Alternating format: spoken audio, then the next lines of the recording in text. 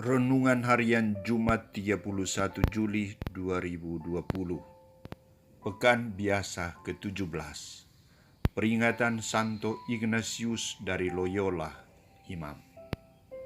Mengenal Allah dalam kesederhanaan. Bacaan pertama dari kitab Nabi Yeremia bab 26 ayat 1-9 dan bacaan Injil dari Matius bab 13 ayat 54-58. Saudara-saudariku terkasih, Lyodra Margareta Ginting yang lebih dikenal dengan nama Lyodra Ginting merupakan juara Indonesia Idol 2019. Dara berusia 18 tahun ini adalah kontestan yang berasal dari Medan, yang sedang belajar di SMA Santo Thomas II Medan, umat Katolik Paroki Santo Fransiskus Padang Bulan.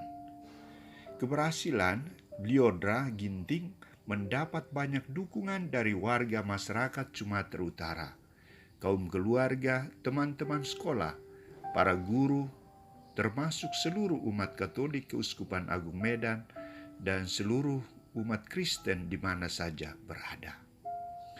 Keluarga bangga, umat Katolik bangga, SMA Santo Thomas II bangga karena prestasi Lyodra ini.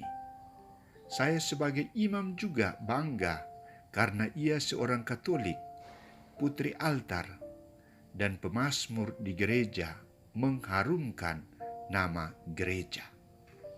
Ia menjadi saksi. Situasi Lyodra ini berbeda dengan Yesus Sang Guru kita. Saudara-saudariku terkasih, cerita Injil hari ini, Santo Matius menggambarkan situasi keberadaan Yesus di Nazaret dan bagaimana tanggapan orang Nazaret terhadap segala yang telah dikerjakan dan diwartakan Yesus di tempat lain. Pertama, keberadaan Yesus di Nazaret. Yesus datang ke Nazaret untuk berjumpa dengan kaum keluarganya. Di Nazaret selain kunjungan, ia juga mewartakan sabda Allah di rumah ibadat dan menyembuhkan beberapa orang yang sakit. Bagaimana tanggapan mereka atas pewartaan Yesus? Kedua, tanggapan orang Nazaret terhadap pewartaan Yesus. Banyak orang Nazaret yang berada di rumah ibadat menanggapi pewartaan Yesus dengan sikap takjub dan heran, sehingga menimbulkan pertanyaan. Dari manakah diperolehnya hikmat itu dan kuasa untuk mengadakan mujizat-mujizat itu? Bukankah ia ini anak tukang kayu? Bukankah ibunya bernama Maria dan saudara-saudaranya, Yakobus, Yusuf, Simon, dan Yudas? Dan bukankah saudara-saudaranya perempuan semuanya ada bersama kita? Jadi dari mana diperolehnya semuanya itu? Lalu mereka kecewa dan menolak dia. Sikap penolakan orang-orang Nazaret menghilangkan seluruh keistimewaan yang dimiliki oleh Yesus, yakni kuasa kealahannya. Yesus juga tidak dilihat dan dipercaya sebagai putra Allah, tetapi lebih pada putra manusia, anak Yusuf dan Maria, anak tukang kayu. Dia manusia biasa, bukan manusia Allah. Mereka mengkategorikan Yesus sebagai seorang yang berasal dari kalangan menengah saja, walaupun mereka dapat melihat hikmatnya dan menyaksikan mujizat-mujizatnya. Mereka menolak Yesus karena keluarganya sederhana. Bagaimana tanggapan Yesus? Ketiga, tanggapan Yesus. Saudara-saudariku terkasih, Yesus menanggapi sikap ini dengan mengatakan, seorang nabi dihormati di mana-mana kecuali di tempat asalnya sendiri dan di rumahnya. Ungkapan ini menunjukkan bahwa Yesus sangat paham dengan situasi di Nazaret. Ia tidak marah dan putus asa. Ia tetap melaksanakan beberapa mujizat.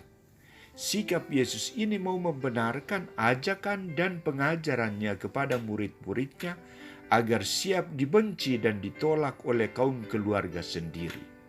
resiko dari panggilan menjadi putra Allah. Yesus tidak mendapat dukungan karena mereka tidak mengenal Allah dari kesederhanaannya. Saudara-saudariku terkasih, pernahkah kita menolak Dia? Pernahkah kita meragukan kealahan yang dimiliki oleh Yesus?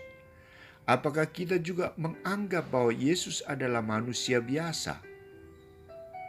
Sebagai orang beriman, sering kita juga menolak Yesus dengan sikap tidak membaca kitab suci, tidak menyertakan Yesus dalam seluruh aktivitas kita, tidak menerima tubuh dan darah Yesus pada hari Minggu, atau lebih konkret lagi dalam relasi kita dengan sesama.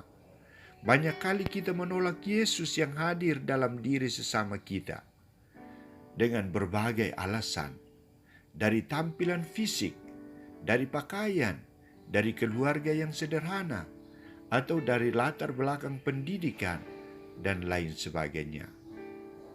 Ingat saudara-saudariku, Allah tampil dalam kesederhanaan, dan kita mengenal Allah dari kesederhanaan itu juga.